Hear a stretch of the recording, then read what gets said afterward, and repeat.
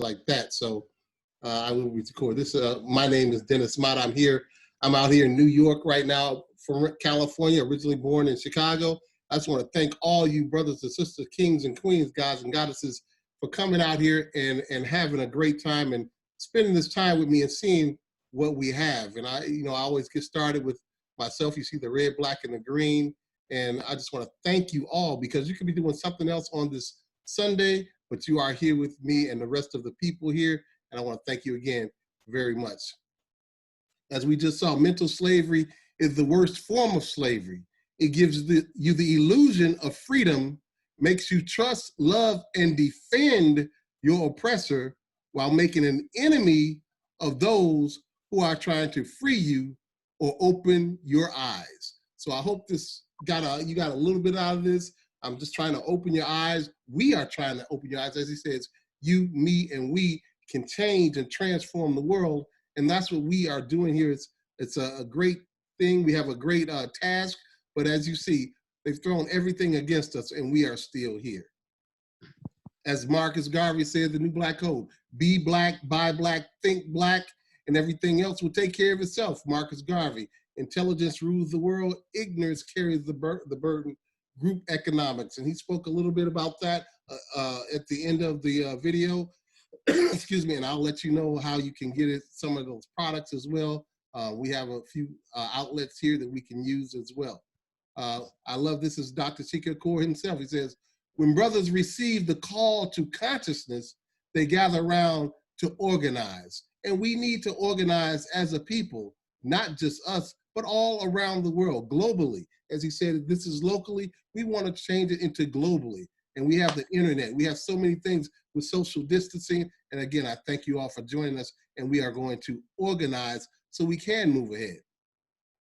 If we as a people realized the greatness from which we came, as you just saw in this clip, we would be less likely to disrespect ourselves. Again, Brother Marcus Garvey, his birthday is this month, and we'll be doing some filming, showing you some things about Marcus Garvey all month long. So thank you very much for joining us. Very big impact. He talked about him briefly here in the segment. Brother Kwame Ture, here you go. The job of the conscious is to make the unconscious conscious. And that's what we are doing here, enlightening people to be conscious, bringing you from your unconscious to make you conscious again. As we saw in another film where we were centered, and then when we get involved in what society and everything goes out, we come out of that African center and go out and get decentered. Now we have to be recentered when we get into that negativity. Our family buys black, does yours. If you can, go out and support any black-owned business that you can out there, because we are definitely coming up, mom and pop shops. We're not the big billion-dollar companies, but we will be there as long as we support each other, as we spend more money than anyone else, but less money with our own people. So support a black business, a black family, a black entrepreneur, anything like that. Go out there and do your job. We built great civilizations. Now let's build our community by buying black. Build our community. Go out and support someone. I don't care what it is. You see who we are. We look like each other, and we are the greatest people, but we had so much adversity to overcome, and we can do that together. As a black CEO, I am unapologetic about the unique distinction that I represent in the marketplace. That is me. I'm not going to apologize for anything that I have done, because I'm doing the right thing. As someone told me, as long as you do right and do the right thing, you have nothing to worry about. As long as you're not lying, you don't have to anything to worry about. I don't have to backtrack. I just keep going forward. Yes, we all make mistakes in some way or some form, but that's a part of our journey, and we want to go forward and be better than we are now. As we need to talk to our children as they're graduating from colleges or they're graduating from schools, we have to get the knowledge. I love this picture here. Everybody's holding up their Black Power fist, and we have to have this knowledge to pass on to our children, the next generation, and we need to leave generational wealth, because they didn't leave it for us as a people. We have to leave it for them so they can strive on, not just as well as the wealth and money, but as in culture, as in physical or mental, everything that we can join together to strive as a better people. Beware of the half-truth. You may have gotten hold of the wrong half. So you have to know that throughout history, we know about the Native Americans called it speaking with forked tongue. As we see, you go back to our culture, ancient Kemet, Ethiopia, go back and find out what the truth is. Now we have social media, we have the internet, which we can find out things we couldn't find out before, even what's going on now. We see the abuse, even with, let's take Emmett Till. It hasn't been any different, but we just didn't have the same type of media that we're seeing right now, and it's still going on today, but we can overcome anything, which we have always done. As you know, I love Black people. I love you all. Thank you very much. And I love this one right here, Marcus Garvey. A people without the knowledge of their past history, origin, and culture is like a tree without roots. Very deep, folks, very deep. And we'll be doing Marcus Garvey. I'm putting him out there because his birthday is this month. And the UNIA started, I think it was August 1st or August 2nd, way back in the day. He talked about him having 6 million Black people without a cell phone, without a thing, but he had 6 million Black people in his organization. Very powerful. And we just got through watching, and I hope you loved it, The Miracle of the MAAFA by Dr. Chika Akua. So thank you all very much. I'm going to open up the lines. Here we go. Thank you. Here now you can see me. Hey, hello everybody.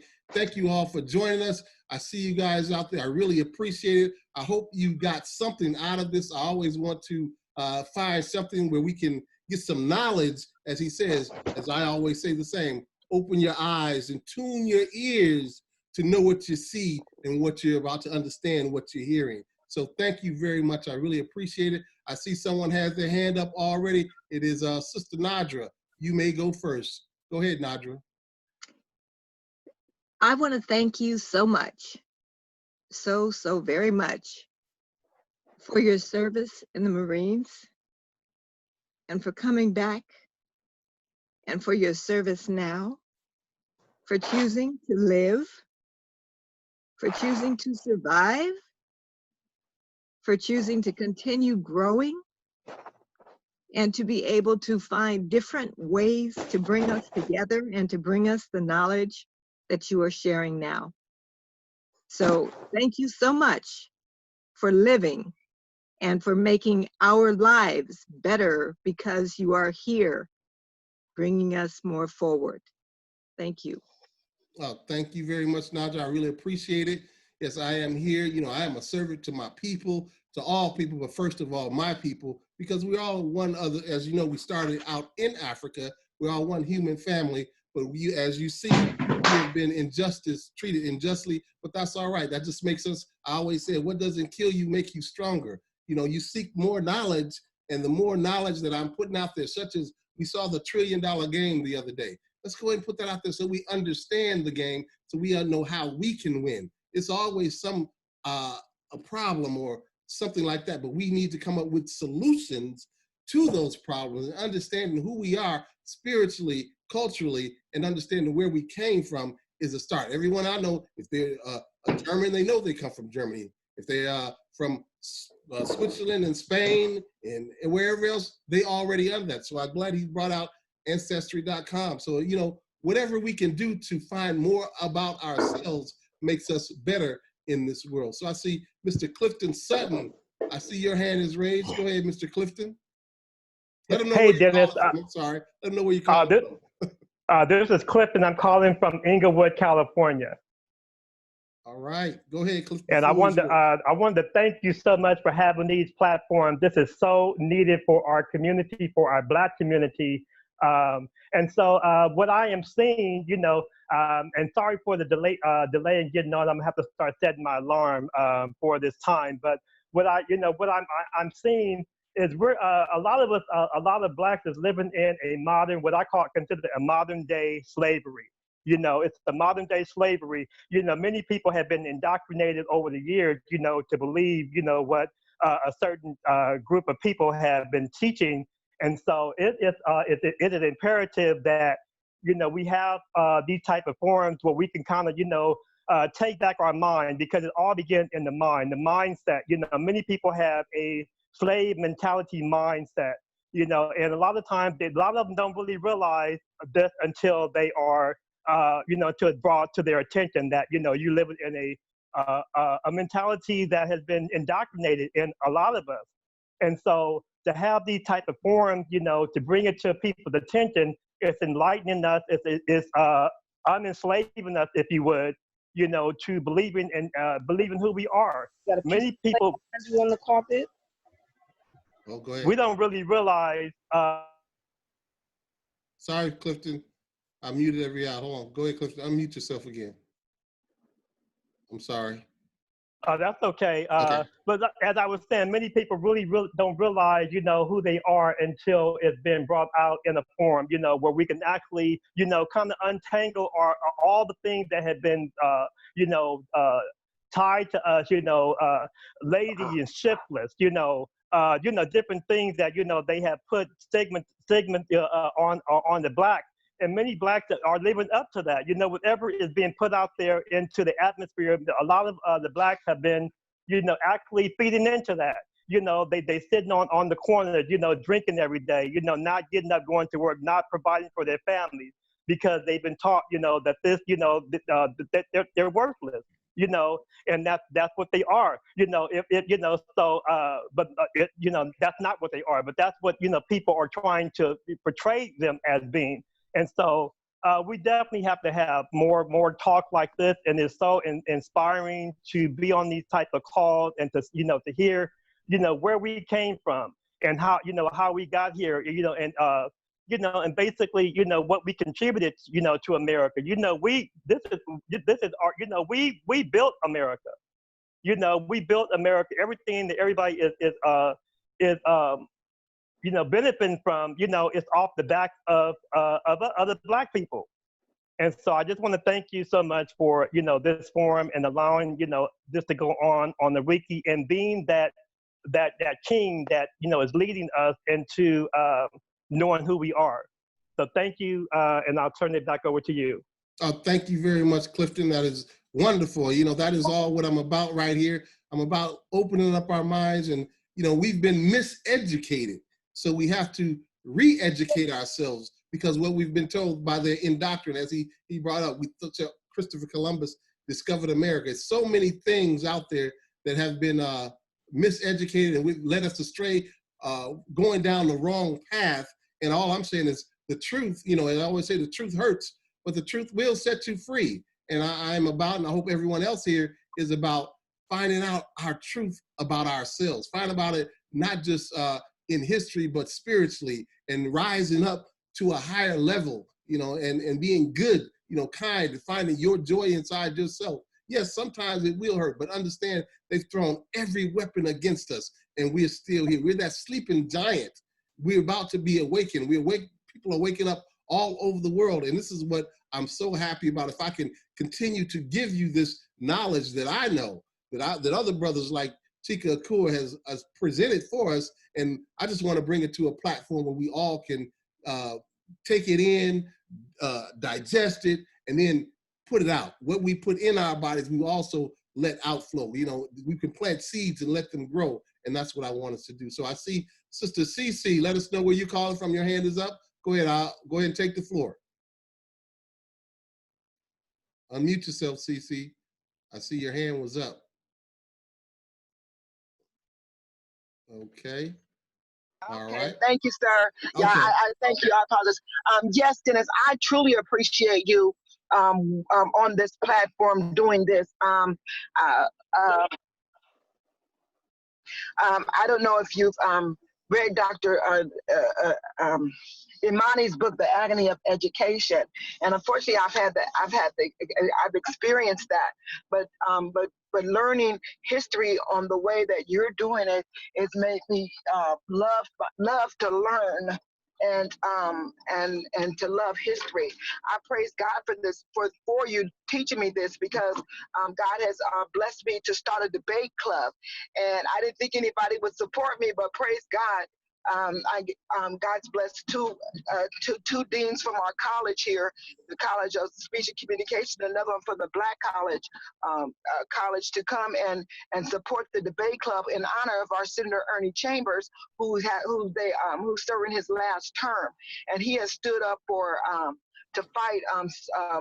He stood up for over 20 years here in Omaha, fighting racism, and calling a spade a spade. And God has blessed me to start a debate club in his name, in his honor, and the first topic that we're talking about is the Egyptian, quote end quote, is Egyptian religion, quote end quote, Assyrian spirituality, heathenistic, and God has blessed me to be able to bring that topic, because that to me, that's going to bring it to the forefront. If our history, I mean, the validity of our history. I've been to college here. I've tried to go to college, and the lies that they asked me to validate, my spirit and my soul could not do it.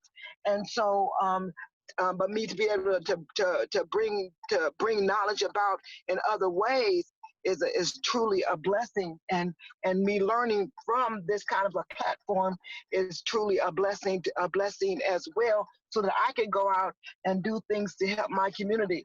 I also have another lady who has a restaurant here in town, and she's waiting for this COVID-19 to get over, and we'll be bringing the videos as well in her restaurant, which they have placed at a college. In fact, the same college that I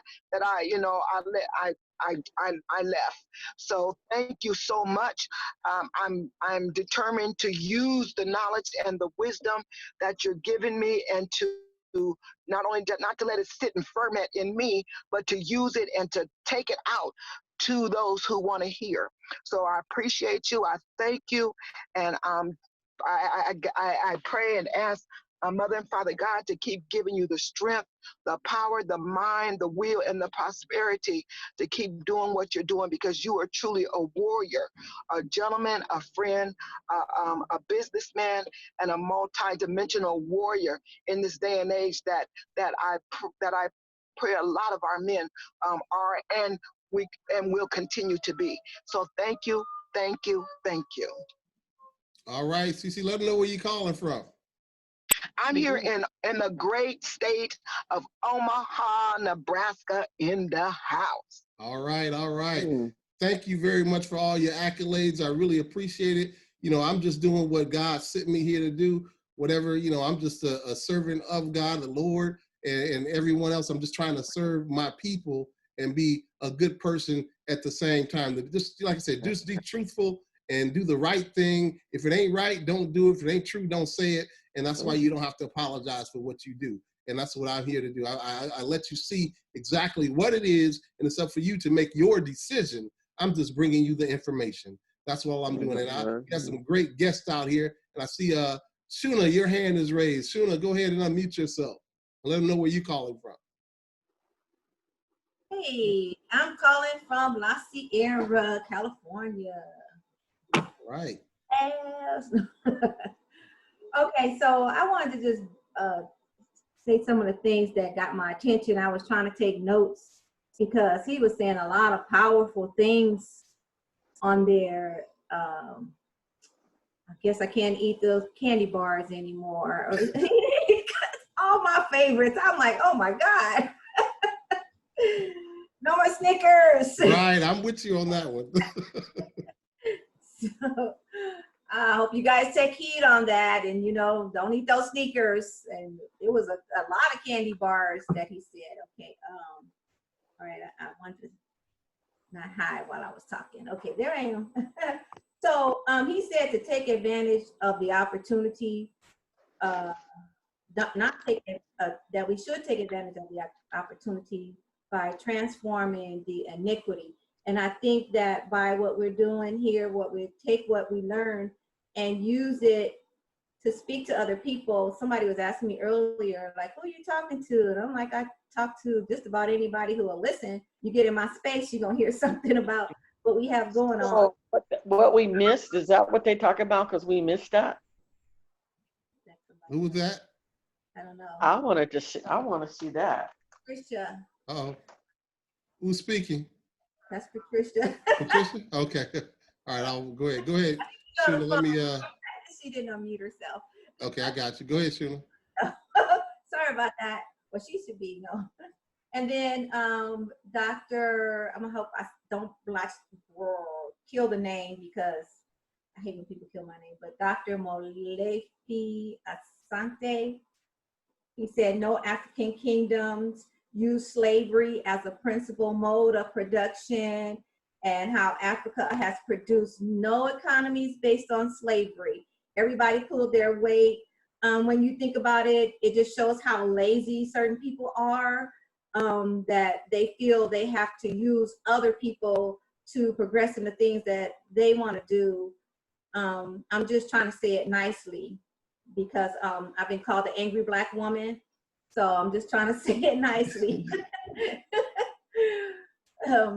So we as a Black people, we get past, a lot of things happen to us. Even right now, a lot of things happen to us, but we managed to get past those things. We managed to move forward, and it just shows the strength that we have. And we need to look at each other and see the strength that we have within ourselves and feed off of each other's strength, instead of looking at TV and trying to, no, I'm not sorry, ladies who wear the weaves, but instead of looking at what's on TV and trying to be like those people, and you know, dye our hair and wear the weaves and the wigs. And I understand that life happens, you know, and sometimes, you know, we lose our hair or whatever, but be proud of who your head. I know a lot of women that rock the bald head, and they rock it well, you know. And so I'm like, just look. Anyway, so let me move on. Also, he said how also they have literally cut off the light in our minds, to where we have become so blinded to ourselves that even when we do try to speak to people, they're so just quick to reject what it is that we have to say. They don't even want to hear about their own culture. They don't want to believe it. They rather believe what they see on media and on TV, and what they're being told by the other folks, you know, rather than accept this is who we are. We had a life before slavery. Our life didn't begin with slavery. This is who we are. And one of the main things that you never hear about, that he spoke about, he kind of touched on it without really going there, but it wasn't just our women that were suffering, our women that were getting raped and beaten and stuff, but our men were suffering the same thing. Our men were being raped, and our men were being beaten, and the strong ones, the leaders, they had to get to the leaders in order to get to the ones that were not the leaders. And in spite of all of that, we still here, and we still thriving. We on here helping each other, talking to each other, and trying to raise awareness with other people. Like he said, we are that miracle. And I'm glad to be right here at such a time as this, where we're all getting together and enlightening each other, and we can talk about this, and they calling it this great awakening. So it's kind of like we're remaking history. And with this pandemic going on right now, it's changing everything. So we can change everything, use this time to change everything for our benefit, instead of falling back into that same way, you know, before, you know, we were. I'm trying to say things nicely, you know, get back to the Black love. He said Black love is Black power. Black families are Black power. So we need to get back to that, you know, like Marcus Garvey said, be Black, think Black, buy Black, and all other things to take care of itself. Okay, I'm gonna shut up because I can go on and on and on.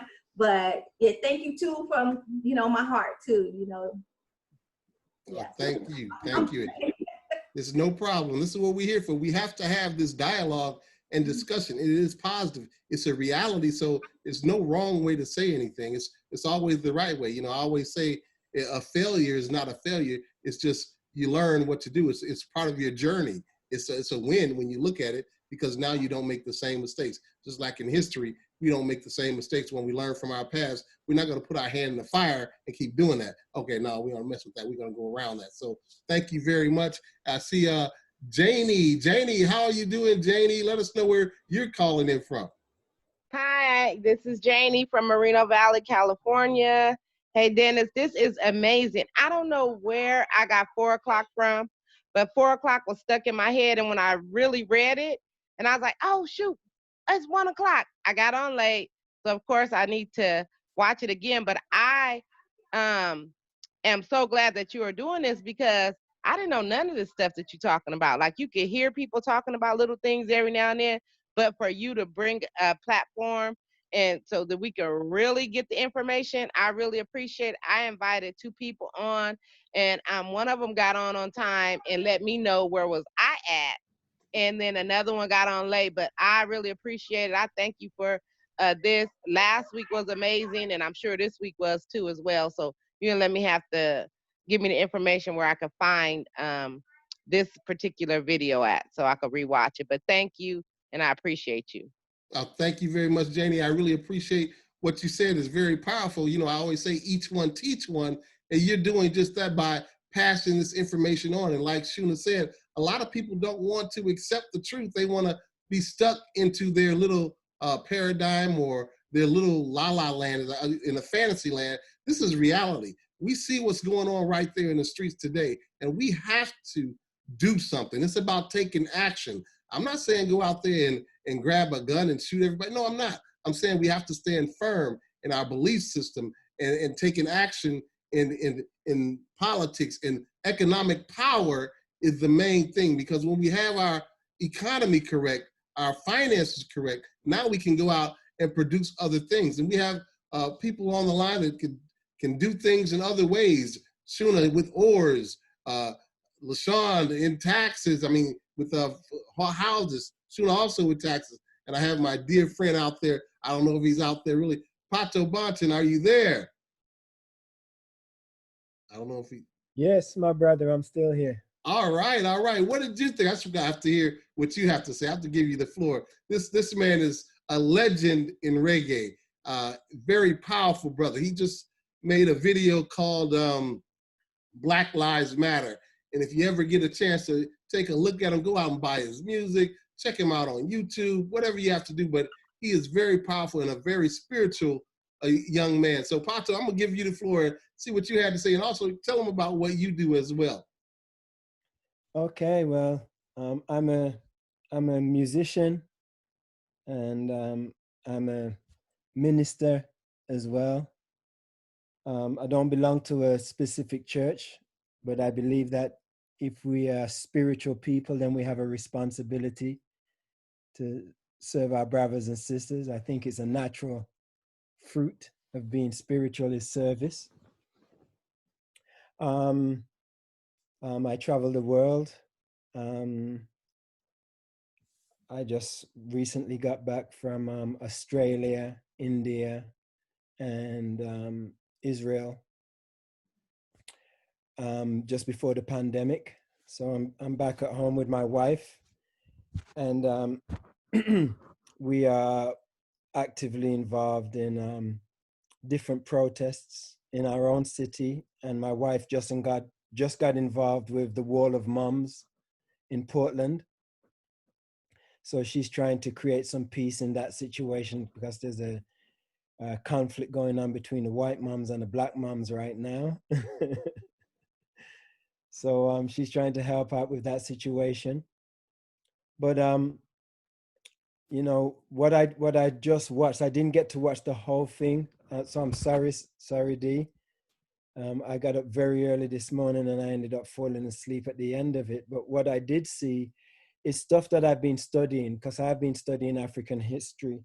And as you could see in my own video of Black Lives Matter 2, I did a lot of research and compiled it to create that music video and to complete the song. So, you know, a lot of the stuff that I saw, I already resonate with and I understand. And like you were saying, it is time for us to stand up together. And like, is it Tuna was saying, you know, without being angry, but by being intelligent and understanding of where we're coming from to really understand where we need to get to. One of the problems I have been observing with my people is a lack of unity. And it's something we have suffered from as a race as a long time. It seems to be a barrier for us, not only in Africa, but also in America. And I grew up in England, where we have issues with Black unity there too. And we have a lot of Black on Black crime. And it's only a small country, you know, but we're still suffering. Everything that you can see happening in North America is happening there too. You know, people value materiality more than they do their brotherhood or their own culture. They're so busy trying to adhere to someone else's culture that they overlook their own wealth, you know? So it's a case of needing education, needing more videos like this, and needing more discussions like this where we can come together and talk about what can we do? How can we become more united? How can we become more progressive? How can we bring our businesses together so we can be more economically strategic, you know? How can we honor the knowledge of our ancestors and the wealth of the African continent, you know? And after recently I went to Soweto in South Africa and did some workshops there for the local youths. And I was in shock to see that there's a gold mine in Soweto that belongs to the Chinese, you know, right in the heart of the poorest community. And then I went to Ghana and did some work with the local community in Ghana. And my daughter actually created a business in Ghana to help with clothes and stuff and help some of the underprivileged there start their own business by sending clothes and shoes over there that they could resell, you know, to the community at a very reduced price. So we're actively trying to help our people over there, but we still suffer from a lack of education, you know, and the more that we can do, you know, to go back to our roots and to see what seeds we can plant. You know, I also have a foundation called Pato Banton Foundation in Africa to help with orphanages. And one of the problems with a lot of the communities over there is that they don't know how to grow food, you know, and they're constantly relying on money from overseas to help them buy food. And they're sitting on fertile, sometimes very fertile soil, but they just don't know how to invest into that soil, you know, or to find the resources, local resources of water, you know. So I also need to go back and look at the end of this video, so the link would be great. And like I said before the video started, I would love to sit down and have a further discussion about the honest issues of our race, you know, the honest barriers that we create for ourselves and how we can move forward more progressively. So thank you again, my brother. You know, as someone just pointed out, you are an awesome soldier on the front line. You're always actively trying to uplift our race, and I appreciate you greatly, and I love you greatly too. So thank you, D. Thank you, Pato, for all that you do as well. And we really appreciate you getting on here. I know you're a busy man, but I thank you very much. And what you're doing out there in Africa and abroad and here as much, you know, I really appreciate everything that you do. And if you guys get a chance, like I said, follow him, look him up and see what he has to offer. Because he has a lot of intelligence and he loves our people spiritually, as well as our plight for equality and equal treatment amongst our people here in America and abroad, as he's talked about England as well. So thank you very much, Pato. I really appreciate it. I will be getting back with you after the call, and we can have a conversation offline. Clifton Sutton, I see your hand is raised. Go ahead, Clifton. Yes, Dennis, I just wanted to, before Pato gets off the line, I just wanted to thank you so much for being that front line in the movement for what, for me and countless others of us, and you and your wife and your family as being such an example, to going out, in the trenches and doing, the work, and so just wanted to, to make sure I applauded you and thank you so much for, all of your work. And, we're all in this together, we're all, trying to, extinguish all the weeds that's out there, that's growing up amongst us, trying, to kill our community and everything. So thank you so much for all that you do, and, into the struggle that we're going through. Thank you, brother. Blessings, many blessings. All right. Thank you guys very much. It was a lot in that video that you saw out there. It was a lot that we could take in, and we didn't know. I didn't know what MAAFA meant, and we learned that. We are the miracles. We're still here today after all the things that they have done. We had Black wealth all over the world. We created everything: literary production, scientific innovation. These are things that we should be proud of, and that we are proud of. We have to go out, as Pato said, it's about, like Queen Latifah said, UNITY, unity. That's what we're about, unity right here. And what you learn here, please go out and tell someone about it. Find out. If you need to find out, I'll leave a link here at the end where you can get DVDs and Shuna. We have oars there if you want to put your product up there. She'll talk about that a little later. So we all are coming here. Mark Stubblefield and his wife doing the writing books, and Pato's doing what he's doing. So I'm going to go ahead. I see Janie had her hand raised. I'm going to go to Janie and then LaShawn. Go ahead, Janie. I want to be in the discussion when Pato do the discussion about what do we do as a whole for unity, because I believe that a lot of the separation come from the thousands and thousands of different religions. And if you don't belong to a certain clique, then they don't really deal with you. And that, I'm talking as far as our Black people, is so many different religions. It's a separation. And how do you bring unity with that? Okay, is that a question to Pato, or do you want me to answer that? Yes. Okay, Anybody Pato. can answer, because that's been on my mind for like the past couple months. I'm like, how do we get unity when there's, like, in California alone, there's 1,000 different religions. And when you talk to somebody that's a certain religion and they're like, oh, I don't vote, oh, I don't this, or I don't do that, or we don't do that. And I'm like, Yes, Jenny. Or Janie. That is one of the problems we face. That is one of the very, very real problems we face. That's why I said that when I became a minister, I decided not to belong to any church. Because the minute that you belong to a church, you have created a division for yourself. And as African people, before religion, we had spirituality. And in spirituality, there is unity. And what I encourage people to do is, regardless of what religion you're in, is to rise above your religion. Religion is good. It's a foundation. It's a foundation of knowledge. It's a foundation of inspiration. But we are not supposed to be religious people. We're supposed to use that as a foundation to stand on for our morals, our ethics, our history, our understanding of our future destiny. But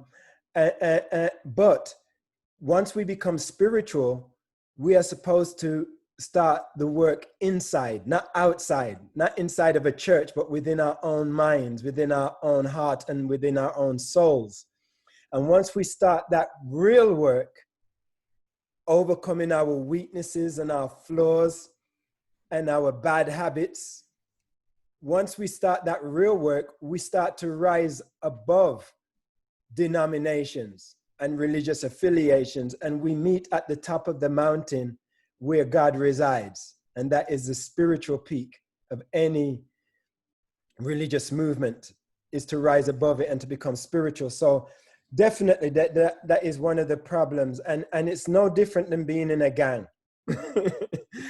you know, and I when I was searching for truth, I went to many churches, and every church, you know, and it's one thing to find Christ, but once you go to different churches, they believe that their small denominations are the only way, you know, so they look at everybody else as going to hell. So there's no real love for somebody who you feel is outside of your circle, you know, of divine prominence. So it's something that we have to look above. And the same thing applies to being in Africa. While I was traveling across Africa, tribalism still exists, which is another problem that we have in Africa. Because in Africa, of course, we have African Muslims and African Christians who are fighting each other. And then we still have tribalism. And even in Ghana, I don't even know how many different languages there are just in that one country. And with tribalism, there is division. And as soon as there is, when everything is going good in a country and the economy is good and, you know, everything's nice, everybody gets along because nobody's suffering. But as soon as the economy starts to come down, or there's a food shortage or some form of shortage that causes one group to think they have to fight to gain this resource over another group, here we go again. More division, more fighting. And even when I went to South Africa, after we fought for them to be freed from apartheid, and after what was the black president's name? Nelson Mandela was freed from prison and was actually had an opportunity to become the president, prime minister of South Africa. And all the white businesses left downtown Johannesburg and made it into a ghost town. We had the opportunity as a black nation in South Africa to take over those buildings and to start building a fresh infrastructure in South Africa. But what happened was we started burning the buildings and throwing stones and breaking the windows and started fighting over territories again. And one of my biggest fears while I was traveling through South Africa was being kidnapped, because there was so much carjackings and kidnappings going on of any black person that was out from outside of South Africa. And even today, that is still going on. If they assume that you are a wealthy black American, they will target you. So we have a lot of obstacles to overcome, not just from our oppressors, but within our own nation. And even Marcus Garvey faced the same problem from his own people, who was one of his biggest obstacles. So we have a lot still to do together as a nation, but there is enough of us, you know, across the globe who are looking for unity, who are looking for progress, who are educating ourselves and looking at the real issues, that there is hope. You know, there is hope, but it takes work. It takes a lot of work. And sometimes our biggest obstacle is our own circle of people. Thank you, Pato. You are so correct. You know, we have to go out and do things. I got like 3 hands in the air, Shuna, CC, and then we go to Mark Stubblefield. Okay, so I'm going to hold my back. Go ahead and let you guys start. Shuna, go ahead. Unmute yourself. Okay, I wanted to kind of piggyback on what Pato said. He said a lot, so we do have to stick together. I wanted to mention that how they go to different places and helping other countries and things like that. That's something that we do, and I like to collaborate with you guys on that too. We go to Haiti, we go to Australia, we're getting ready to go to Madagascar in December. So, and we're taking a group of people, and anybody that want to go, you need to let me know. So in doing that, we're enlightening people other places, and I kind of lost my thoughts, so I'm kind of just rambling. So I'm gonna let the next person talk. Okay. But just in sticking together, going other places, and letting other people know that, hey, we can stick together. We can do this. We can make this happen. So that's the bottom line. Amen, sister. Amen. All right. Thank you, Shuna. CC, go ahead. Your hand is raised. Then we're going to go to Mark. You unmuted? Yes, can you hear me? Yes, we can. Okay. I want to thank you, Brother Pato. What you said is absolutely positively true. I too am a minister. I used to be a minister's wife in the holiness religion, and I learned about the power of the Spirit in that church. And so, but now, because I studied the Matter Netter and other works, I know who the true Spirit is. But being a minister here in Nebraska, God has blessed me to buy all the other holy writings that have been passed down from culture to culture, like the Upanishad and the Bhagavad Gita, the Torah, the Quran, the I Ching, and these other holy writings. When you look at them all, they all say the same thing. They say to love God and to love God and to love each other, and the world is fighting each other and killing each other over religion that says to love them, to love each other. All right. Because of that, I took denomination, because we are all brothers and sisters. I don't care what holy body we come from, because it all says the same thing when it comes down to it, to love God and to love each other. And so I appreciate you. I'm so glad for your work, and I pray you keep on doing what you're doing. And also, Sister Tuna, you talk about going places and taking people. I think that's amazing. You keep up the good work you're doing too. Back to you, Dennis. Amen. All right. Thank you, Celia.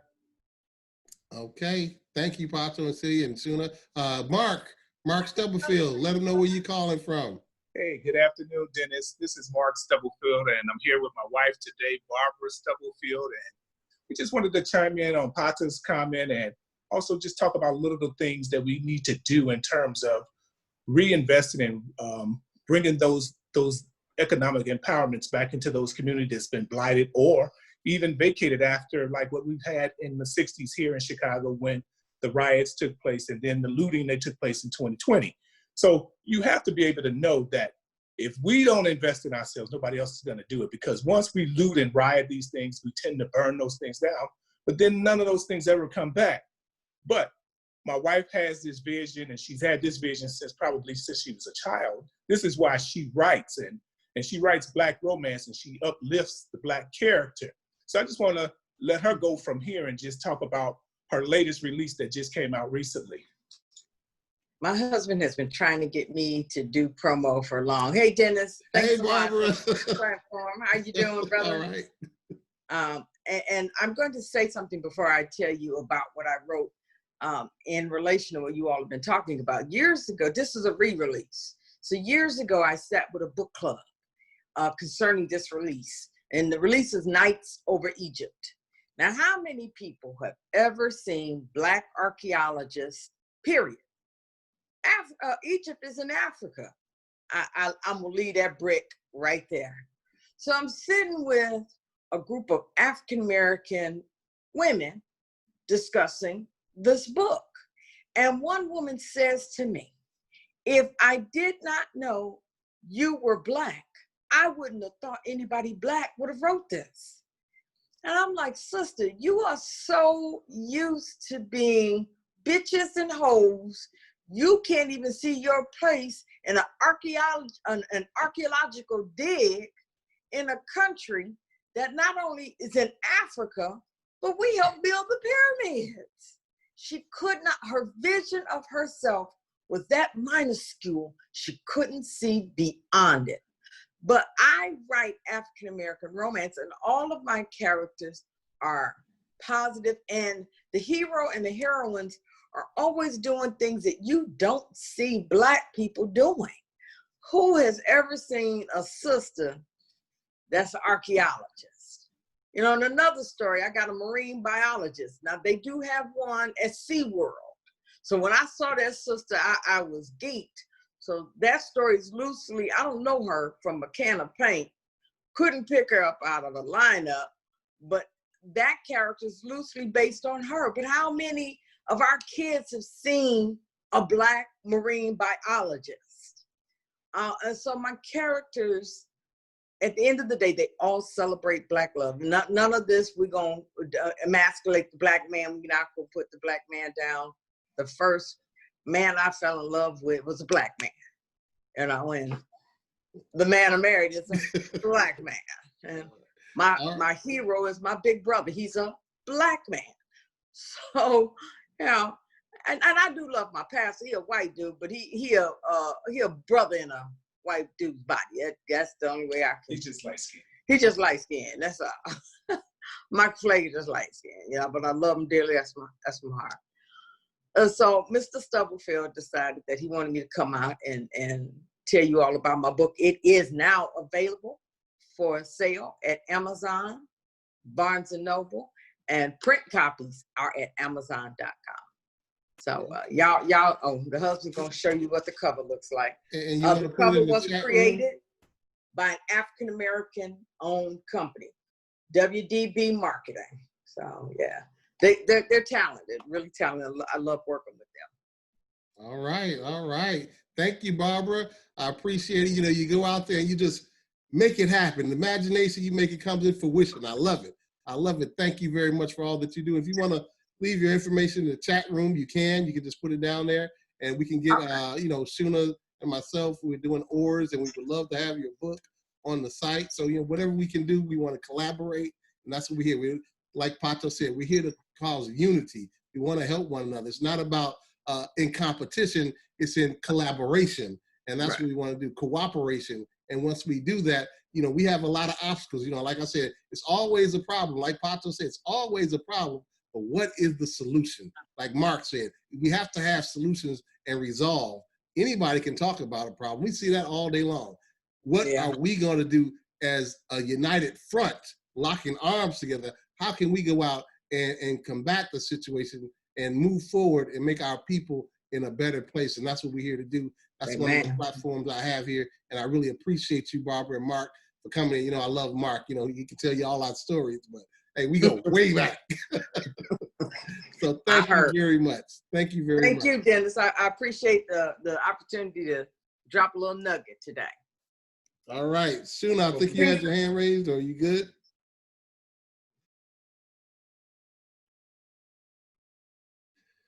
All righty. I couldn't unmute myself, I'm sorry. Okay. I wanted to say how I too was a part of a church, co-pastoring at a church, and how even though I was there and teaching what they were teaching, there was something that was within me that knew that there was something more out there. And so when I started doing my research, that's what got me away from the church to the point where I just couldn't bring myself to even go back to the church, you know. And when this pandemic first started, reached out to a couple people that I know that have churches. And, you know, when I questioned about, okay, what are you guys doing? And not in a bad way, but just trying to see what they're doing and how I can help or assist them in whatever they were doing. But they were running and hiding just like everybody else. And if you say you believe in Jesus, Jesus wouldn't hide behind the camera. Jesus wouldn't hide behind the Zoom, you know. Jesus would be out there on the front line doing something. And if you say you believe in Jesus, Jesus said we could lay everything that he did, we can do it also. So if this pandemic is here and you got the power that you supposedly have the power that Jesus had, why aren't you laying hands and healing these sick people? And why are you running from this disease in this pandemic? And why aren't you giving people hope that they can be healed from this instead of hiding? And this is what confuses people too, like how Janie said, you know, she's confused. And a lot of people are just confused, and they go to church because that's just the thing to do. It may be their tradition, but that's, unfortunately, we do have to pull ourselves away from the lies and the uncomfort, because it's not even a comfort zone. There are a lot of people that are going to churches, different religions, and they're uncomfortable in it, but they go because it makes them feel like they're part of community, or you know, something. We that's just how we are. We are community, you know. Yeah. That's how we're built. But so they go to these places and they stay there, but you have to pull yourself away in order to see, you know, take the time, like he said, like Pato said, we're spiritual, but you have to pull yourself away in order to hear spiritually. And you have to take that time to be alone, meditate, and hear for yourself what you need to be doing. Because if you're really spiritual, if you believe that you're spiritual, take that time. Don't be afraid to pull away and take the time to yourself to hear from the Spirit what God wants you to, what the real God wants you to do. Because it'll come to you, but you have to not be afraid to pull yourself away.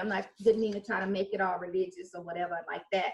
But the reality of it is, we have to be okay with pulling ourselves away and taking that time that it's going to take to adjust and get into the Spirit and really listen. You have to listen and then follow that, what you hear from the Spirit, and not what somebody's telling you in the church, who have already proven to you that they ain't got no power, because they wouldn't be running and hiding behind the cameras, or, you know. I'm going to cut it off there, because like I said, I'll keep going on the tangent. Okay. Thank you, Tuna. That was so true. All right. Mark and Barbara, you have your hand raised when we get out of here. I just wanted to address that last statement, because it's important that we continue to fellowship together. I think that's what even creates the division in our communities, because we tend to not agree with each other. But let's just, for one moment, just agree to not agree. But in the grand scheme of things, let us all just come together and work these things out together. And I think you were talking about the UNTY unity. Yes, we got to unify, especially during COVID, especially during the economic crisis, especially come November, when it's time to get the vote out. If we're not doing those things, then we're just taking up space and breathing up air. All right. Thank you very much. All right, Mark, thank you. I know it's getting ready to close. I'm going to see if anybody wants to say something that hasn't spoke. I see Kyla Wan, are you there? I don't know if you can speak, or sometimes people on mute. Hi, Dennis. This is LaShawn. Oh, LaShawn, go ahead, LaShawn. Hi, everybody. As everyone has said, thank you, Dennis, for taking the time to share this with us. There's many things that you could be doing and are doing, and that you also gave us service as well, providing us service to being in the military. Also, Patu, I wanted to thank you for sharing your information and knowledge, as well as everyone else on this platform, to educate us, for the ones that might not know as much as others. I've taken some notes, and the thing that didn't even register in my mind was in the very beginning, which was mentioned about the fact that why we were even chosen and taken, because you wouldn't steal from someone that's poor, that's uneducated, that's not knowledgeable. So the fact that we were even chosen and picked in the very beginning in the first place speaks volumes. No matter what they try to tell us and to brainwash us with, the truth is always there, whether we see it or not see it. But the truth is that they picked us, and there had to be a reason why. And that right there is all from the beginning, and it did not get covered up, because they're still doing it to us as well. So I just wanted to put that out there to everybody, and thank you as well. And back to you. All right, thank you very much, LaShawn. You are totally correct. That why would you steal from somebody that doesn't have anything? We had all the knowledge. We made all the architecture. We built the pyramids. We had literature. We made the world. It wouldn't be where we are today if we didn't create it back in Africa. As they said, I call it Al-Kebulan. It's the land of the spirit people. well, like we talked about in the previous video that we watched. So I want to thank you all. And Kai, I see you're there. You want to add anything before we get out of here?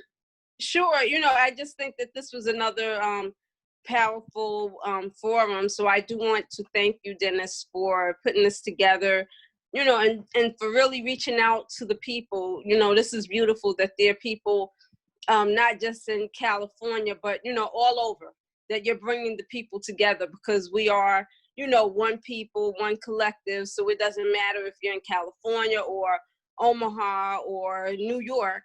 You know, it's really important that we as an African people come together and you know, have these forums to really speak about what's going on and to build, to look at the solutions. You know, Dr. Chika Akua dropped some powerful gems. It's so important to look at our cultural history and our legacy through African eyes, because for so long we've let others teach us what they want us to remember and to accept, you know, and what they want us to accept about our story. So we've been looking at Africa upside down and thinking that it's correct, you know, and as a result of that, you know, it's reflected in how many of us respond to being African, you know, whether that's rejecting the way we look. So whether that's our hair or, you know, or even features that that we can't change because we could get a perm or whatever, and those are things that can be changed on and off. But, you know, some of us even reject our noses or, you know, our skin tone and all of those things. So it's really important to really have the right perspective, to look at being African the right way, and not let other people define our value. Because yes, other people found us valuable and they still find us valuable, but for what reason? You know, but we have a great legacy. You know, we had Mansa Musa and Marcus Garvey, and unfortunately, a lot of us, including myself, I didn't hear about them until I was an adult. So it's important to start reaching back and pulling our people up, the adults that don't know these things, but also to start teaching our children, because there's just so many things that that's going on, you know, where our young people, they feel like value is based on wearing a name brand or, you know, wearing a lot of gold jewelry. And those are things that me growing up in Brooklyn, those are things that I, for a short period of time, that I did, you know, attract to. But it's a bigger picture than that, that we're valuable, but the value is up here. You know, the value starts in the mind. It's not about what you have on or all of these superficial things. It's about really knowing who we are as a people. So, you know, one of the things that all of us could do is really start reaching out to the people that we know and to our youth. Start teaching our youth their value, because they're being led to the jails. And it's not by mistake, it's by design. And that's one of the things, you know, with Dr. Chika Akua talking about how they teach us what things to remember and what things to kind of celebrate, whether that's the 4th of July, you know, but many people don't know about the speech that Frederick Douglass made about the 4th of July. You know, what is the 4th of July to the slave? So, you know, so now it's important for us to, and even if we choose to partake in the 4th of July, it's important to have that consciousness, to use those opportunities as teaching moments to our people, so that they can really pause for a moment and say, wait a minute, okay, we're celebrating this thing, but if we were born at that time, if we lived at that time, what will we be doing? Will we be invited to the party, or will we be the servants and doing other things?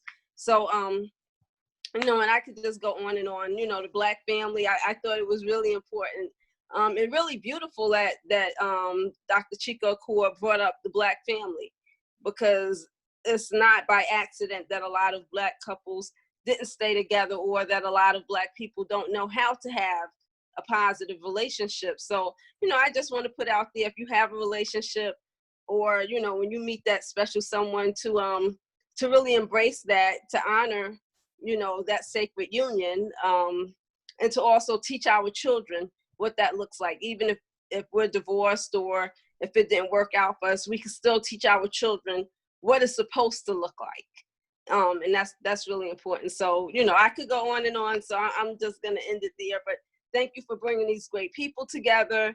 I love you all, and this was really a joy. Sister Barbara, I'd love to buy your book, you know, and I know a bunch of people who would really enjoy that book.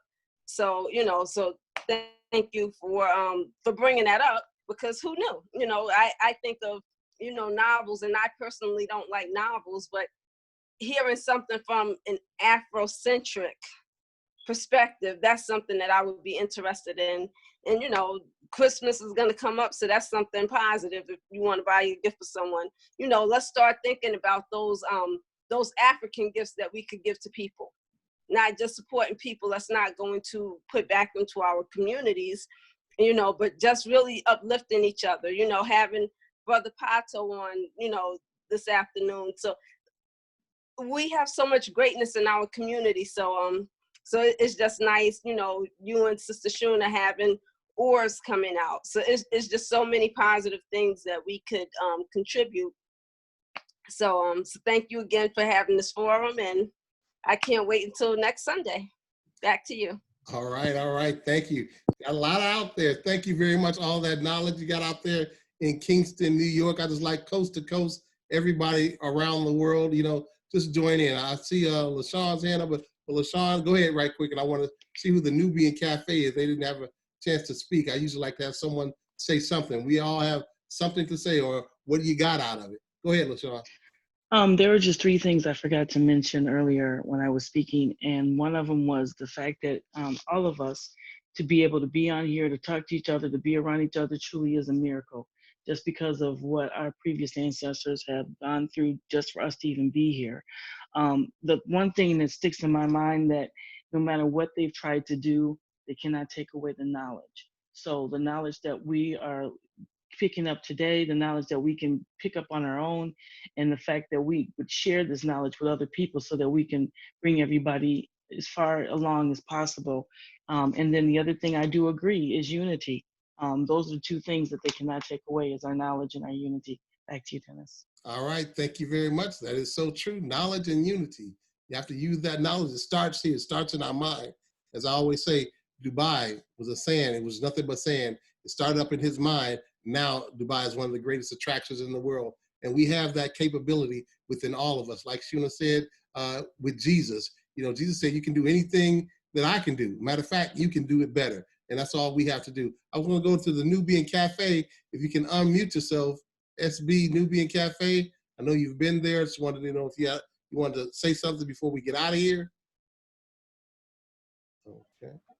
I'm just echoing what many folks have said on this call, which is, you know, giving gratitude for the information that you brought to us today. I took notes as well, and you know, I'm just blown away by all the information. I think on one hand, it's like, you know, sometimes these calls come out, and for me, I don't always get to join. But this was information I definitely was able to retain today and take notes on, and I want to follow up on it in my own life. As someone else was talking about unity, it's almost like, you know, this may be one of the forums in which we can have unity. You know, maybe we can do more calls like this. I think I heard you say you were going to send out more invitations for other videos that we can watch together, you know, so I feel like we're forming our own group for unity. I mean, granted, we'd like to, you know, we'd like this thing to be more tangible, you know, people that you can feel and meet face to face, but sometimes you just got to start with what you got. You know, I feel like starting with the people who are interested, you know, it's always so hard trying to change other folks' minds and bring them into the fold. And don't you want to be more Afrocentric and look at this and look at that? You know, we're so smart. We have all this history, all this richness in our history, and you're trying to help people embrace it and pay attention to it. But sometimes you're just pulling teeth.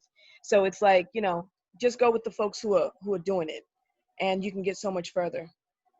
All right, thank you. Let them know your name and where you're calling from. I know who you are, but I want everybody else to know. My name is Shaniqua, and I am here in Kingston, New York. So I just thank you for getting that invitation to me.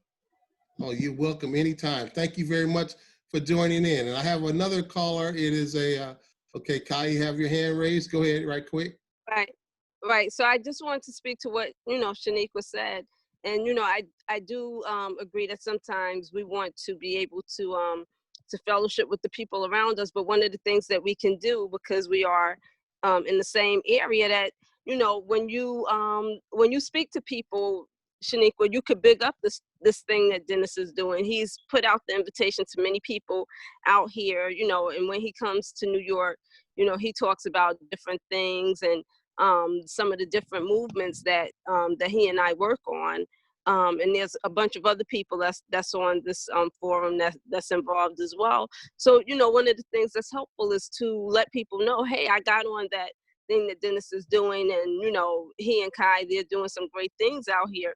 Because sometimes people don't tune in because they, sometimes you take for granted the things that are in your household. So if someone, in your household tells you about something, even with kids, so some of us that are parents, we could promote something or lecture our kids and lecture them, but then they go out in the street or they're around their friends, and then they come home and they're excited about this great thing that they heard. And as a parent, you're like, well, duh, I was telling you about that all along. So that's something that that we can do. So it doesn't mean as much coming from me, because, when people see me and Dennis, interacting together, if I'm bigging up something, but to have someone like you who was on the Zoom this afternoon and saw it and sees how positive and how valuable it is, if you could just, spread the word, even the casual conversation, not, it doesn't have to be a big thing, but, eventually we could even get together and have, we could put the stuff on a projector. I have a projector here, and we could do forums like you and I have talked, and I know that you put together a lot of things. So, it's just important that when we have the platform, because I know you have a lot of platforms, that you that we edify each other. So, I just wanted to throw that out there. So it For is sure, I like that. I mean, I would love to have you guys come on the Nubian Cafe and share more of like information like this. I feel like, in this environment, I feel like I had a lot of this in Harlem, Harlem, New York, but in this environment it's a little more rare. Mm-hmm. Right, yeah. social distancing. But you are totally correct. And it's about uniting, like we said, we're all doing this together. I see a 605 number out there. I don't know if you can unmute yourself. You didn't have a chance to speak. I don't know if you can. But if you can, go ahead and unmute yourself and you can go ahead and join in. Sometimes on the phone, it might be a little different, but I'm going to go ahead and close out pretty much. I'll also be able to let you know. I do have a question, Dennis. Yes, sir. Yes, sir. Is this a weekly thing that you're doing? Yes, sir. Every Sunday, 1 p.m. Pacific time, 3 p.m. Central, 4 p.m. Eastern. Every Sunday, I always tell people, each one teach one. Bring a friend. Don't come along. Let someone know, and that's the way it's going to grow. We have to grow. Everybody has to get this knowledge some way or some shape or form. I've done the $1 trillion game. We're going to, some of the videos that you just saw, Dr. Chika Akua talked about, we will be presenting next week. It's Marcus Garvey's birthday this month. So I'm going to be going into Marcus Garvey a little bit, into detail on a lot of things, his wife, his children. You'll see some things that a lot of people haven't seen, such as Janie's. Some of us know about it, some of us don't, but we can all get re-educated and just like say, see it again. If you lose it, if you don't use it, you lose it. So sometimes we have to go ahead and see it again. Repetition is the key of all learning. So sometimes it's better to put it out there and see it again and say, oh, I remember that, because we can't remember everything. We need to write things down. And as Barbara's writing books, and this is what your music, Pato, is fabulous. And we all need to come together and collaborate. And yes, it is. Every week, every Sunday, I don't miss a beat no matter what. I'm going to make it happen. If I couldn't be here, Shuna did one for me one Sunday that I couldn't be available. So we will make sure every Sunday again, 1 p.m. Pacific time, 3 p.m. Central, and 4 p.m. Eastern every Sunday. If you want to join in, you let your friends know. We'd be glad to have you on. So thank you very much, Pato. Did I answer your question? Yes, I just wanted to say that I would love if we could schedule a discussion on one of the weeks. Okay. Because I would like to present or Yeah, I would like to present a difficult question, but I need a group like this to address the question in a positive and intelligent way. Because one of the things I've noticed is that when our race wants to look for validation, and I'm just going to throw this out there right now, and hopefully we can find a time and a day or one of the weeks to discuss this in detail, because I need to make a presentation on a global level later on, but I want to have this difficult discussion with my people, and my people who are passionate about our culture and our race. And I just want to throw this out there initially, is that I don't know if you know about the African Hebrew Israelites. Yes, And sir. I went and spent time with them before. And one of the things we do as a race of Black people is that when we want to validate ourselves in the Bible, especially in the Old Testament, we claim our origin in Israel. When we want to claim our wealth and our advancement, we go to Egypt. But these are only two small parts of an entire continent. I don't see anybody claiming the Congo or any of the remote tribes across Africa that still don't have irrigation yet. You know, and a chain is only as strong as its weakest link. So as a race, we can't only claim two small parts of Africa, we have to claim all of Africa. And the only time that our race or our continent is going to be strong is when we lift up the entire continent and we not just look at the strongest points historically, because Egypt is not as strong now as it was when it was at its height. But we also have to look at the current weak points, the current strong points, and how do we achieve the United States of Africa?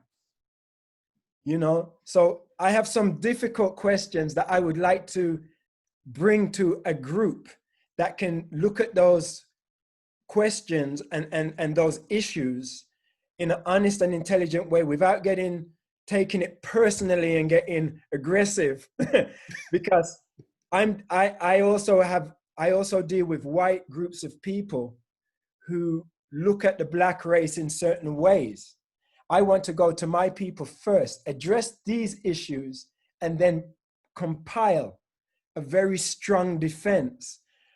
Also, that we can look at as a people to see how can we really help our nation, our continent where we came from, rise above its current state.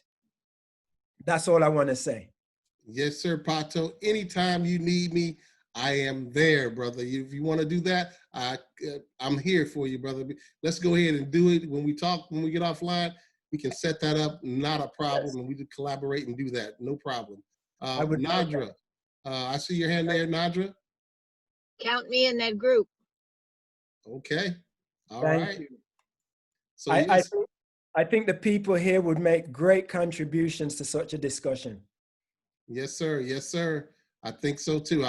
We all are looking for the same things. We all are well versed. We all have different backgrounds. We're all striving to go to the same direction, our same goal, and that's to have equality for our people and rise up our people. So we are, as well as all people, you know, what's happening right now in the world, you know, it is it is what it is. I can't sit here and say it's not, but we can come together and strengthen our people and collaborate and show the unity, as we said before, and we should be able to do that. Like Dr. Chika Akua says, when I talk to him, you know, we can do this, Dennis. We can do this. We will do this. The success is not an option for us. We must make it big in business and throughout our culture. So thank you very much, everyone. I'm going to close it out pretty much. I'm going to put up a link if you guys are interested in some of the DVDs. Let me put this up there. You can, let's see. There it comes. There it is. You can look at this right here. If you want to write down that link, we have DVDs there, and you'll see a lot of information that you can get on Black history, Black culture, Black products, as well as Shuna's ors.site/product or whatever I'm gonna let her say something about that. I love this. Where you spend your money does make a difference. Spend with purpose in the Buy Black movement or any other movement. This is just one. And you can go to my site, dmjtag.biz. There's other people out here that are in the movement. And if they brought you on this line, go to their site as well and go ahead and get whatever you need, whatever knowledge, whatever product, whatever it is. It's just like you go buy from Walmart, buy from a Black person. Buy from somebody that's Black. Barbara, go buy her book. Do these things. Go to Pato, buy his music. Buy whatever you see that's Black owned. Let's do that. Let's revolutionize our movement. Revolution just means change. And we have the solution for the pollution. The pollution is all the things that they've been putting into our minds. Now we have to go ahead and change that. And with the solution, not only economically, but always. And we can all join together and join hands like Martin Luther King said, wrap arms, Black kids, white kids, all kids. But at first, like I'm with you, Pato, we have to unite ourselves first because people look at us. We have made everything. We built everything from zero. We built America. Free labor. People wouldn't be here. They talked about Belgium and Godiva, 10 million people that they've killed for folk without hands, chopping hands off. They've done this, but we have still rise, and as she says, and still I rise, and still we rise to the next level. We will not be stopped. We cannot be stopped. We will not be stopped. And as me coming from sports and being in the Marine Corps, I used to say we used to run to gunfire. So I'm not afraid of anything that comes my way. It's fear is false evidence appearing real. And we have to go out and change the world by doing it one person at a time, one tribe at a time, one church at a time. And then the more we unite, it builds like a snowball. And this will continue to go forward, continue to be productive in every land, not just in America, but globally. It's a global epidemic going around, and we have a global thing that we have to do right here with our people. And once we change the paradigm, change our mindset, that's what we have. It starts in our people's mindset.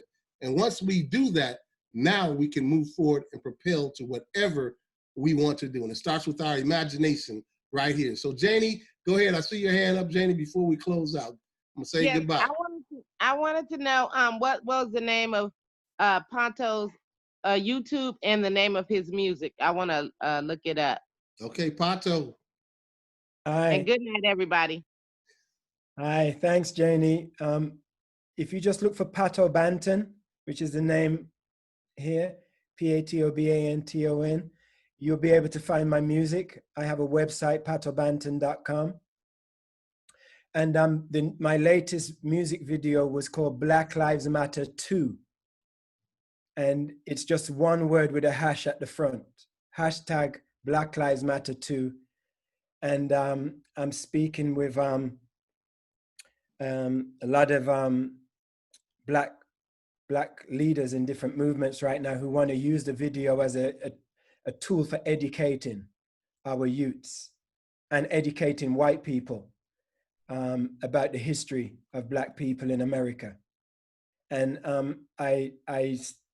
I wrote the song and I started the video with a lot of the footage from the different Roots movies to show what happened with our journey to America and during our time in America, which has culminated with the police brutality we're seeing right now and around the world.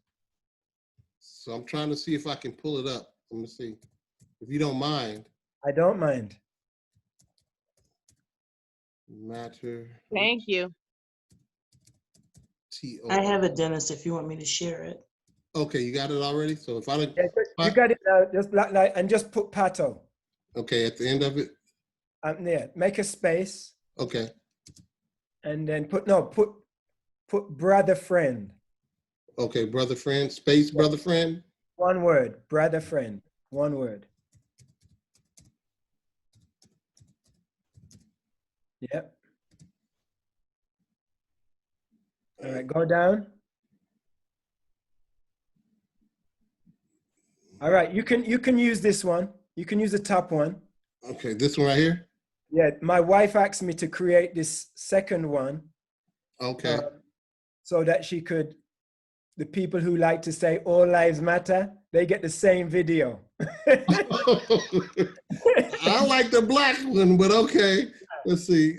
I haven't seen this one. So. That was a smart move. So this is the same. This is the exact same video. Okay, let me play it right here, right quick. Just with a different bait. Okay. Okay. That was a good idea.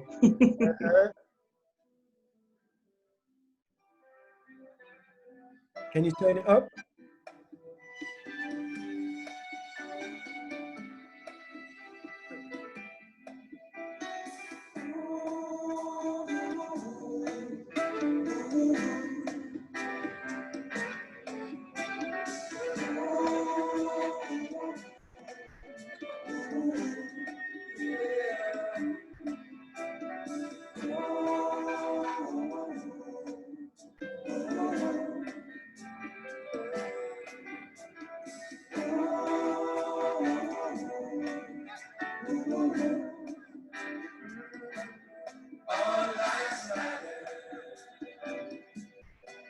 But have you seen what my people are going through? All lives matter. From slavery to right now, this ain't nothing new. All lives matter. You see, black people face the worst persecution, and you know it's true. All lives matter. But remember, that Black Lives Matter.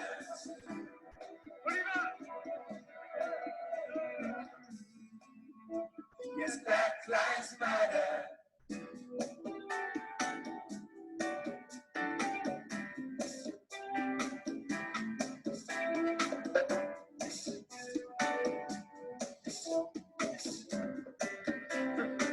Some say they don't see color. Well, they must be colorblind. I see real prejudice all the time. See hate in the eyes of a racist mind. And suffering justice with a plastic smile. See yellow tapes and signs saying don't cross the line. And I'd rather just die without a proven crime. Oh, Jah, this world can be so unkind. And life can be bitter like a glass of wine. So many conversations are a waste of time, like throwing your pearls before a bunch of swine. Genuine people can be so hard to find, especially when you're living on the front line. We know that all lives matter, but remember that Black Lives Matter.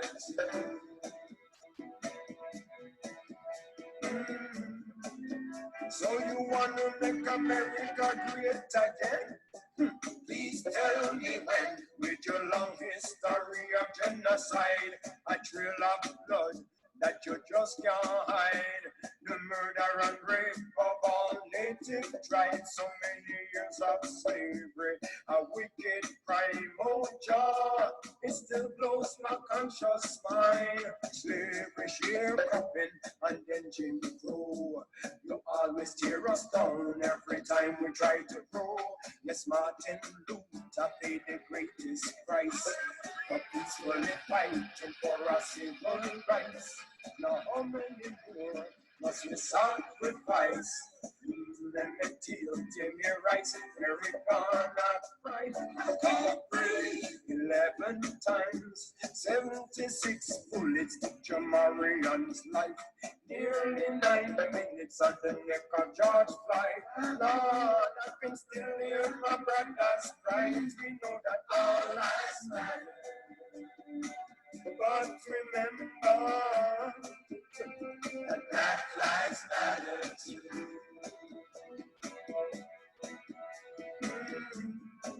Mix me now. We got racist police not afraid to show it. And prejudice people who don't even know it. Every time we tell them that Black Lives Matter, you should see the temperature getting hotter. They hear the country with a chitter chatter, telling us again that all lives matter. But when you check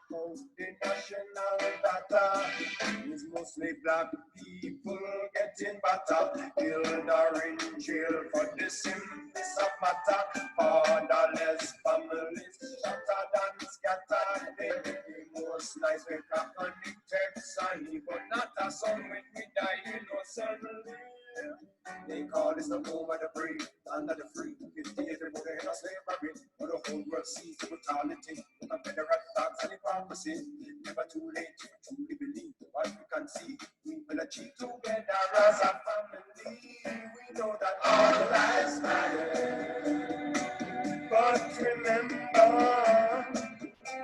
that Black Lives Matter.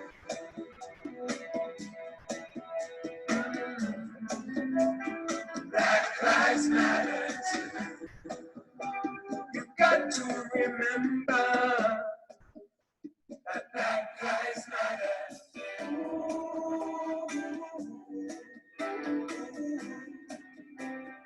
Black Lives Matter.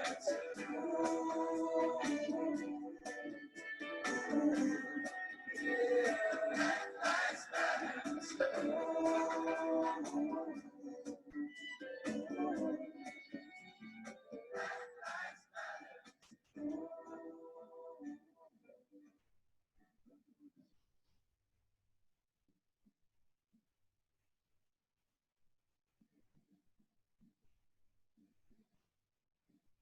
Wow. Oh my goodness. Wow, that was deep. I'm to see what you guys, man. I was about to get off, but I want to hear what y'all got to say about that. Powerful. Powerful. Very powerful. I love it. That was good. Well, good job. Good job. All right. All right. Anybody else?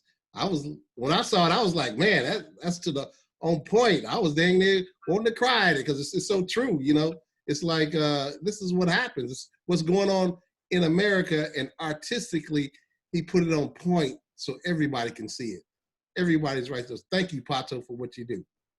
Actually, I just started crying when I saw Brianna's face. Oh. First time it really touched me about Brianna was right now, you know. Mm-hmm. I'm feeling it for that family, man. All right. But thank you, guys. Thank you so much. Hey, you're welcome, man. You know, I'm here for you anytime. So anybody else have anything to say about that? Thank you, Pato. Thank you, sister.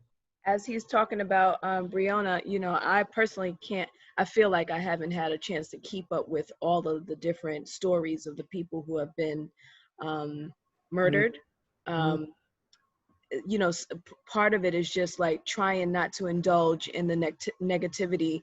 I do take, you know, certain stories to heart more than others, but I didn't hear about Brianna when it first happened. So I never kind of looked into her story. So as the video just played, it was almost like I finally got a snapshot of what happened to her, just looking at the caption and looking at her face and stuff. So he's feeling it as the creator, and I'm like finally getting the story just from that small clip. Like, wow. Mm-hmm. And it's so hard to keep up because it hasn't eased up. You know, even after George Floyd and all of the protests and all of the media and all of the attention and what the police are doing to us, they haven't eased up. Not one bit. You know, it's like they just don't care. And they're still getting away with it. It's sad. Very. And that's what makes, you know, with that, it just fuels me more to do more. You know, it just, you know, because people don't know, like, you know, people don't really see it.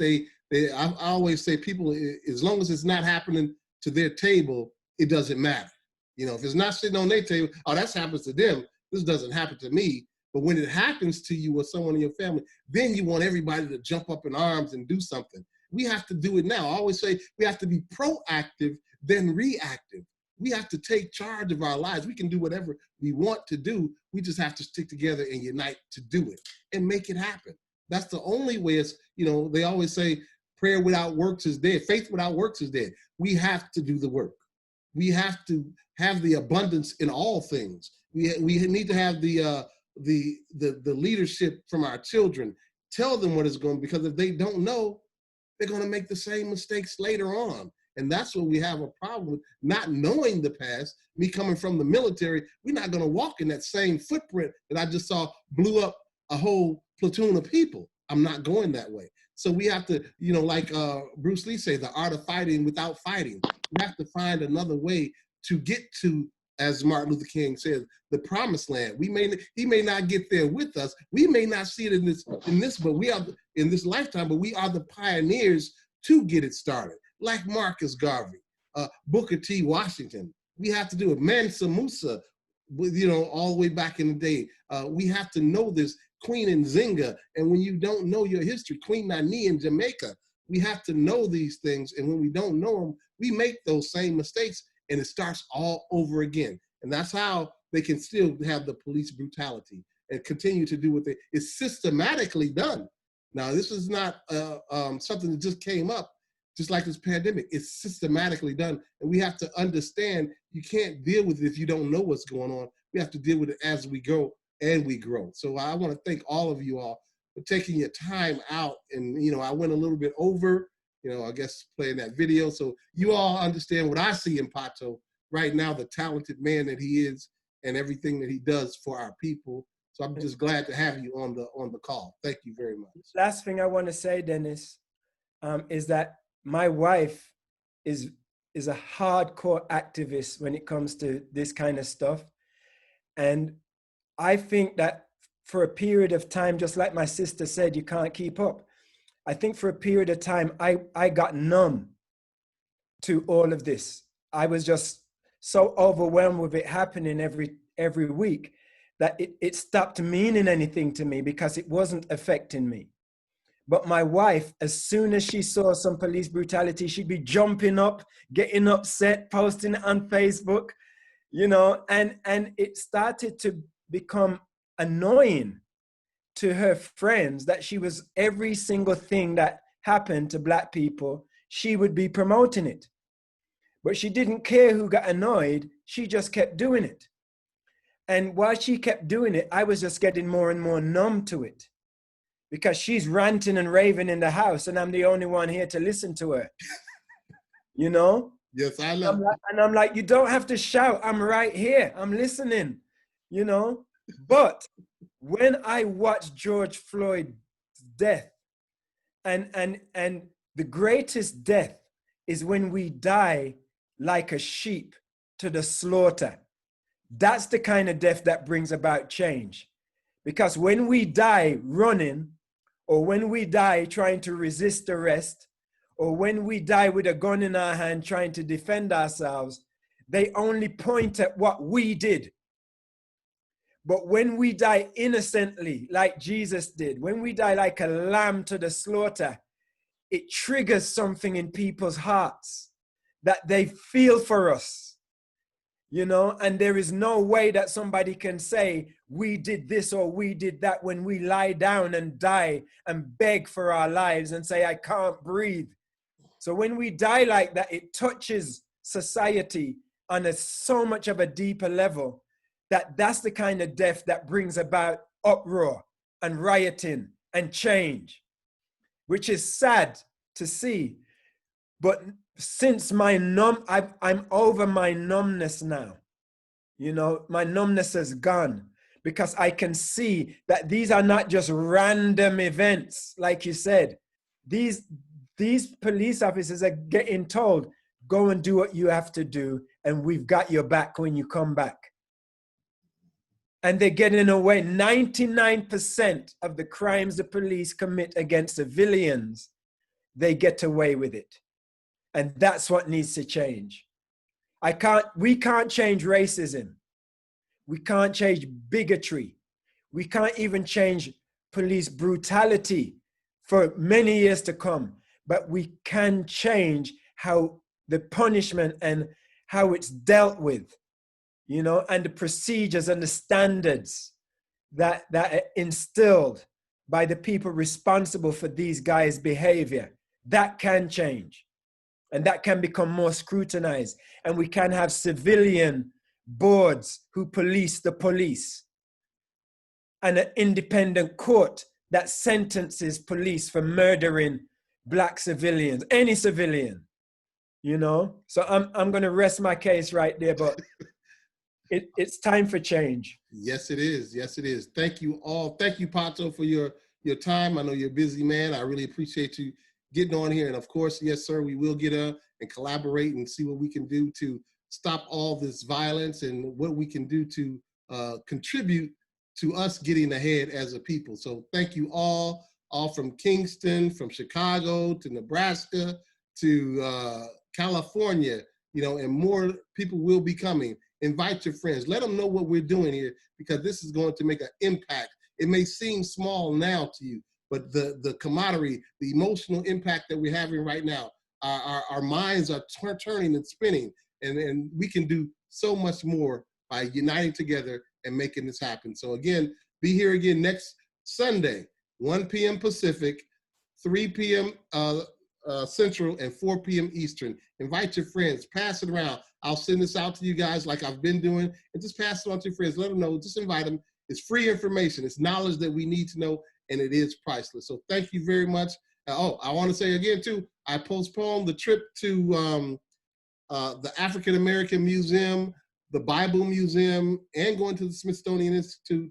Coming from Kingston, it's leaving out of Kingston, but I have a lot of people from California that is going to meet me in DC. So that will be on, I think it is July 23rd of next year. So you can make a payment plan if you want to. It's $600 per person, which is all your rooms will be taken care of, all the food is taken care of, all the events are taken care of, everything will be taken care of for you. So I wanted, if you could pass that around, I will have a flyer out for that as well. And I just thought that was so on time, but because going to that African American Museum and going to the new Bible Museum as well, is I don't know how many square feet, really huge, just built, everything is see-through, just that experience just to go and collaborate, fellowship, and learn our history together. That's powerful. So thank you guys again very much. I'll see you guys next week. And always like me, I'll be on the beaches and adventures of the world pretty soon. And Pato, thank you. And LaShawn, Sasisi, everybody out there, thank you very much. And I'll see you guys next week. Bye-bye. Bye, Dennis. Bye-bye.